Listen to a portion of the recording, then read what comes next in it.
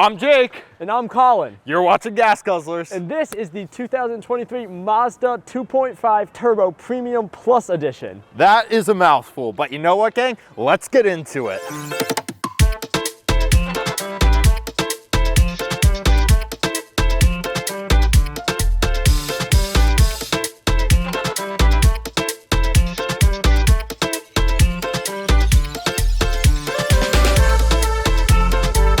So Colin, we're here at the front of the CX-50 and I really like the exterior of this vehicle. You have your iconic Mazda smile. Mazdas are happy cars, they're always smiling for you. But my favorite feature up front, or at least design feature, that kind of has some actual use is the way they designed the bumper. You're getting an 18.4 degree approach angle. And while it's not out of this world, it's definitely good for the class. This is their more off-roady vehicle. That's gonna help you get up some more aggressive slopes, but that's enough about the design. You know about the features of this car. Why don't you walk us through there? Yeah, so as Jake mentioned, this car is a beautiful looking vehicle, but it also has the tech to back it up. And we're gonna start in a little bit of a non-traditional place. We're gonna start talking about the windshield wipers. Of course, these have de-icing, so if they ever get frozen, they will be able to unfreeze themselves.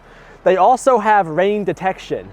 So when it starts to rain and accumulate on the windshield, the wipers will turn on to clear that for you. And so will those speed up as it rains faster? Yes, they will. Okay. So they're gonna be sensing how much water is accumulating. So if your whole windshield is starting to get covered, they will speed up. Some other fun features on the front of this car are the active grille shutters to help improve your fuel economy. And while the headlights are very much a staple of every car, this car really goes above and beyond. So let's show you these in action at night. All right, now that it's nighttime, we can show you guys what we were talking about with the headlights. Now we mentioned that these are fully LED, so that's the daytime running lights, the headlights, and the high beams. And they also will turn when you go around turns. It's not the easiest to see, but when you turn the car on, you can see the headlights kind of go almost cross-eyed. So I'm gonna start the car. And it's very faint to see, but you can see how the beams kind of crossed each other. And that's what we're talking about. It'll also do that on turns, which we will try and get some footage for you guys of now. And I'm gonna pick up some speed as we go around this turn. And it's very hard to see, but you can kind of see how the headlights are always turning to face straight on. So if we turn to the right, the headlights will turn to the right as well, right? So as we turn left here, the headlights should swivel left. Yeah. So you can kind of see it's a very faint, right there, that was it. If you really give the steering wheel a stronger jerk, you can see it a bit better. But yeah, it's a very cool feature that makes sure as much of the road in front of you is always illuminated. So we also mentioned this car has auto high beams. So as we're coming up on another car here, you might see the high beams. Yeah, they just did it. They turned themselves off as they detected another car in front of them. And we've noticed this system is a bit finicky. We went past some reflectors back there and the lights kind of like quickly went on and off as they were detecting their own reflection. Starting at the side of the car, oh, it is in Soul Red. Look at it, it is beautiful. We specifically requested a car in Soul Red because it is the best color you could get on a production car right now. Fight me in the comments. This is it. There is nothing better. This is the pinnacle. I was talking to an executive at Mazda and they were actually telling me about the painstaking process they go through to get this beautiful deep red color. Mazda still uses clay to model their cars, just giant hunks of clay that they modeled. That was the old-fashioned way. Everyone's gone to their techno computers now, but by doing it, and of course Mazda uses that, right? They still use technology, or a forward-thinking company, but they still respect the ancient art of clay modeling to see how the colors are going to bounce off the car, and it results in just absolutely beautiful lines and colors in the vehicle. Colin, I love this color so much. $595 Soul Red. It's amazing. Wheels, these are 20-inch alloy wheels. You know, of course, typically you go higher up in the trim levels. As we are here, you get cooler rims. Now, there's one last thing I want to talk about. What is this? You have this beautiful red color. You're paying 47 grand for this car. Why is there all this plastic down here? Here's why. This is the more off-road oriented vehicle, right? The CX-50 is supposed to be a little bit for the adventurer. Get out there. You don't want to be ruining your Soul Red paint down there. That's the reason for that cladding. Now, Colin, there's a lot going on up where you are. Why don't you walk us through it? Yeah, so let's talk about these mirrors. One of my personal favorite features on this car is the memory with the mirrors. So what that means is if you have a few different people driving this vehicle, it'll remember your mirror position and connect that with your seat. So you can have different driver profiles based on who's driving. Of course, these mirrors are heated, so you never have to worry about them freezing over. You also have your blind spot indicators on here. And one of my favorite features is you can power fold these mirrors. Using the key, if you lock the vehicle, you will see the mirror will fold in. Yeah, and I think that memory function is really smart. But there is one thing I want you to try here, Colin. Try remote start this car with that key. Problem, Jake, there's not a button for that on this key. That's because you need the Mazda app to do that. Now I have the Mazda app right here, and this app is great. I'm gonna remote start the car now by holding down this button. And while it sends the signal up and around cyberspace to the car to remote start it, this app will tell you all about the car. It will tell you how much fuel's in it. It will also send you notifications about the car's status. For example, we were eating our donuts earlier in the house. It did just remote start there. We were eating our donuts in the house, and I got a notification on my phone that the car was left unlocked. That is a really cool, useful feature, and there are more features just like that in this handy dandy Mazda app. Very cool feature. Would be nice to see a little click button on the key fob as well though. Looking at the back of the vehicle, not my favorite angle of it. I think it looks a little bloated back here. So when you're leaving all the competitors in the dust, they're gonna look at it a little bloated right here. But you know what? That's a super tiny nitpick. Colin, overall, I'd have to say amazing looking vehicle. Would you agree? I'd have to agree, and I think this red really accentuates all this vehicle's good features. Yeah, absolutely. And the black accents too look great. Also, these chrome tip exhausts down there look really good as well. They're not the completely fake exhaust a lot of competitors have. And the taillights here look excellent as well. But something missing from the back, Colin, if I want to kick to open this tailgate, I'm not gonna find anything, am I? Yeah, this car does not have kick to open. However, you can open it from the key. You do have to hold the button down. We just figured that one out. But if you hold the button, you will see the tailgate power opens. It does also power close. In the back of this vehicle, this is a pretty spacious area, about a little over 31 cubic feet of storage space. Some other nice features back here include some tie downs around the back, as well as a little cigarette lighter outlet here. You can also fold the seats down from the back by grabbing these latches and pulling them up. That is a very nice feature to see. And in this middle area, you're gonna have about 56 cubic feet of storage space with these seats down. And it's good you mentioned those latches, because a lot of vehicles in this class make you lean all the way in, and you look really silly if you try to do it on camera. So Mazda, thank you from all YouTubers everywhere. We greatly appreciate it. Colin, we are on our way for a drive in the CX-50. I'm gonna get my annoyances out of the way, okay? Two things that annoy me when I get in this vehicle. The first one I know annoys everyone. The second one, it might just be a me thing. The first thing, the camera. All right, you know what I'm gonna say, don't you? I do. When you start driving in this car at very low speed, it turns on the front camera. That's a very useful feature. I really like that because it's for maneuvering around a parking lot, right? The problem is it doesn't turn off the camera. Yeah, and we really ran into a problem with that the other night. When we were leaving a parking lot late at night, I didn't know where to go, so we needed that map up. Yeah, we didn't know which exit. We were stuck with the camera up. So, and we can't find out how to get out of that. I'm sure there's a way, but that can be really annoying. So if the camera cut out, because it cuts out at a speed, when you hit a certain speed, it'd be really nice if they would change it so that's when you hit a certain distance or something like, or time. That's one thing. The second thing, the stitching on these seats. Okay, you're laughing because you also know what I'm gonna say. It goes right up my butt crack. That is just a you problem. It goes right at that middle little black sliver that looks so nice and sharp. It pushes into me in an uncomfortable way, and I do not like it. It's right on the middle of the seat. I've never experienced with the stitching on another vehicle, but it is uncomfortable, and I notice it when I first get in. Eventually, over the course of the drive, things kind of settle. That is definitely just a personal issue. Okay, I have rode in this car just about as much as you, and I have not had that issue once. Okay, so we know that is a personal issue. Very nice, very nice. So Jake just mentioned two things about this interior he doesn't like, and those were both a bit nitpicky and might not be personal for everyone, but one thing that I think will be is the seats. I think we've both found that they're a bit stiff. However, that might just be because this is a brand new vehicle, so they haven't gotten to get broken in yet. Yeah, I'd agree with that. But the plus for the seats, the heating and the cooling work really well in them, I would say. The 3 settings on the heated seat, they get really, really hot, which I like. I've heard a lot of people complain about heated seats not getting hot enough. These seats definitely will be hot enough for you. And the cooled seats are very powerful in this car. I really like the feeling of both of those. But you know what? That's kind of a few negatives, but I think overall, those things are so small and they stand out because the rest of this interior is so positive. But before talking about the interior real quick too, I think it's important to acknowledge the powertrain. So we are running this 2.5 liter Skyactiv G turbocharged engine that's putting out 227 horsepower, 310 pound-feet of torque. All models are all-wheel drive. You boost this bad boy up, you put some 93 in it instead of 87, you're gonna be making 256 horsepower and 310 pound-feet of torque. And if we give her some gas here, you know, for an SUV, that's pretty darn good. And you do have a sport mode in here. Sport mode makes, you know, minor snappier adjustments. But, you know, if you keep going up, you'll also get an off-road mode. So those are the 3 drive modes you have in here. And I don't know what your thoughts are, but I really like the driving dynamics.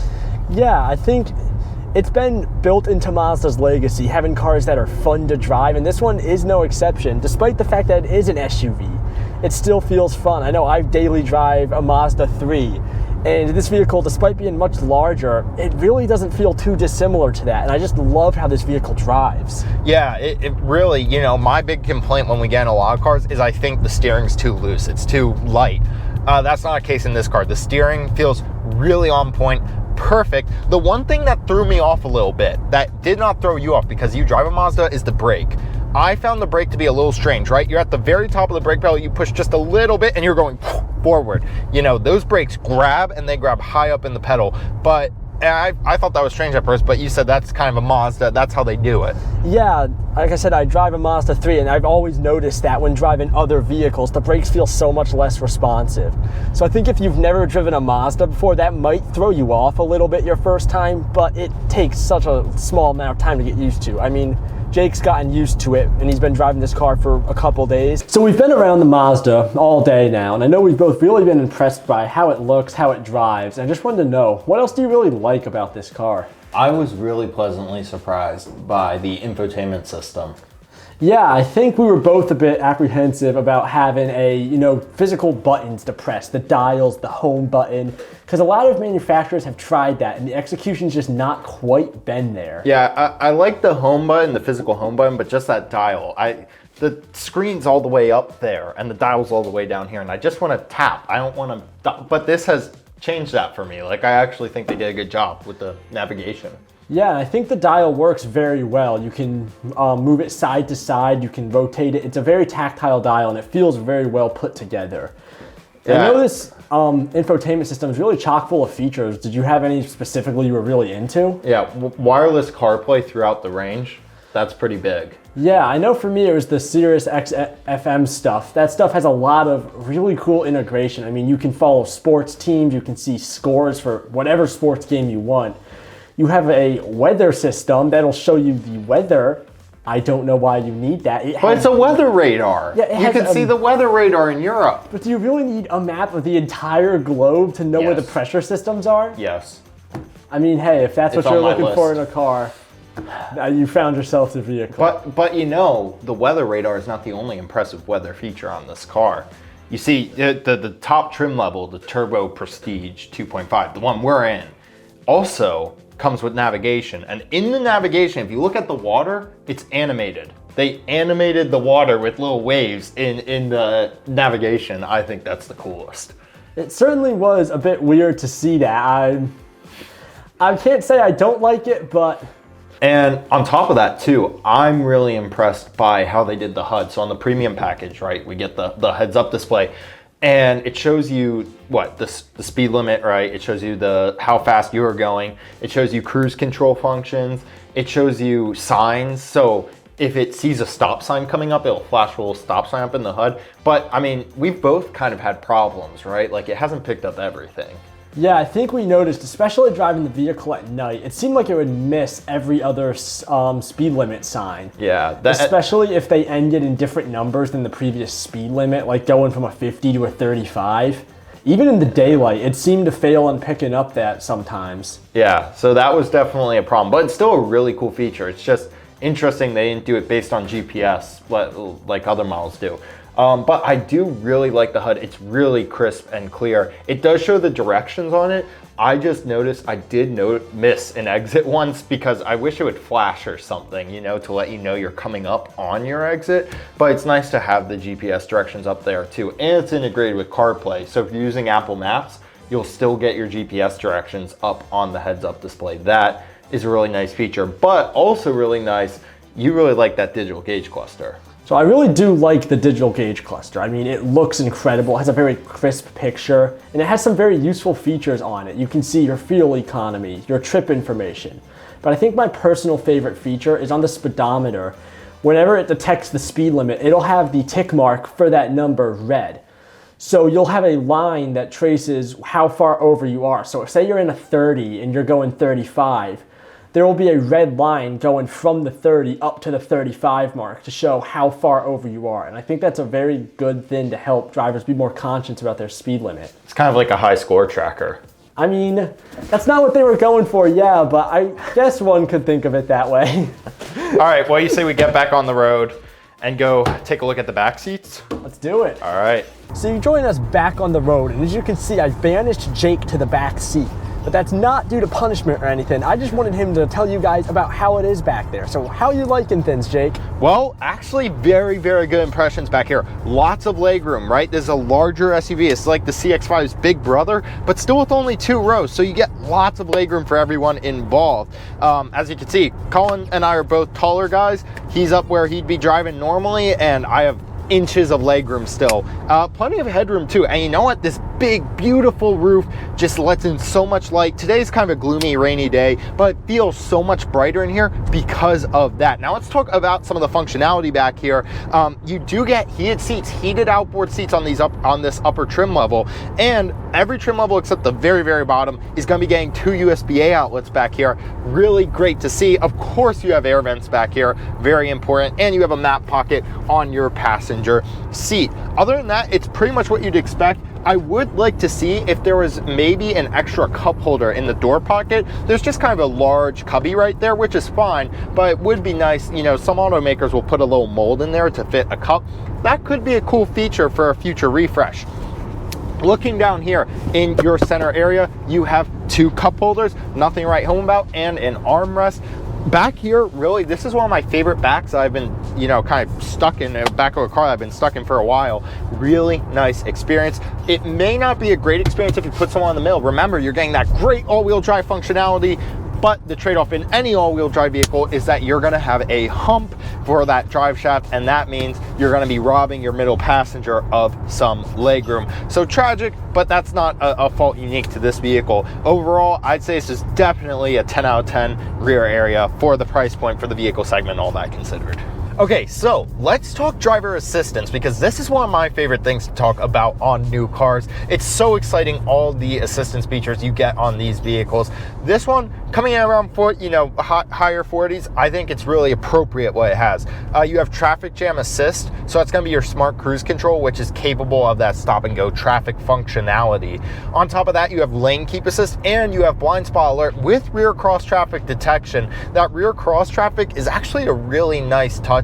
It's helped me in a few parking lots in this vehicle. You're backing up, someone's coming perpendicular to you, the car will go beep, beep, beep, beep, beep, and will let you know that you're getting in trouble and you should stop backing out. Now, when you're on the highway, the car does have lane keeping assist. It can help nudge you sometimes to keep you in the center of the lane, right? But it's not going to lane center. It's not going to, you know, be like some vehicles, not necessarily in this price range, where you can just kind of hover hands and let it kind of do a steering for you. But again, you know, the lane centering function is something you tend to see maybe starting around this price point, but it's not really something I'm bugged about not having. Really, having blind spot at this price point and that smart cruise control is what's important to me at this area. So now let's talk about just the general feel of this interior. And this car looks beautiful. I know We've heard some opinions of people not liking the contrast between the vibrant red outside and this brown interior, but I quite love it. I think it looks very good. I love the contrast stitching up here on the dashboard, and all the materials feel very strong. They feel solid. What do you think about this, Jake? Yeah, no, I agree. I think this can be a real boring segment sometimes. Blacks, grays, lots of that. Whereas in this car, it looks really sharp. I think that contrast stitching that runs along the front and alongside the doors just gives a really striking look. This interior, the reddish tint to the brown, makes it just something a little bit different than beige or black. And I really, really like that. And I keep going back to that Soul Red is just perfect. One other thing, I just want to talk about the actual build quality. Everything in here feels so sturdy. One point for me that often feels like garbage in a lot of cars is the shift paddles, right? A lot of times the shift paddles feel like they were stuck on there with silly glue or tape or something, like not even good tape. In this car, I did a little test I like to do where I take the top of my index finger and I try to push down the shift paddle to see if it wiggles, and it did not wiggle at all. Everything in this car is built, I don't know about your experience, but in my experience, everything just feels like it was really well put together. Yeah, I'd have to agree. I think Mazda really pulled no punches with this interior. And it'll be a theme throughout this video, how this car's kind of a jack of all trades. It certainly does everything well. And you look at this interior, and you look at this, and you might be like, oh, that's like a $60,000 car. This starts under 50.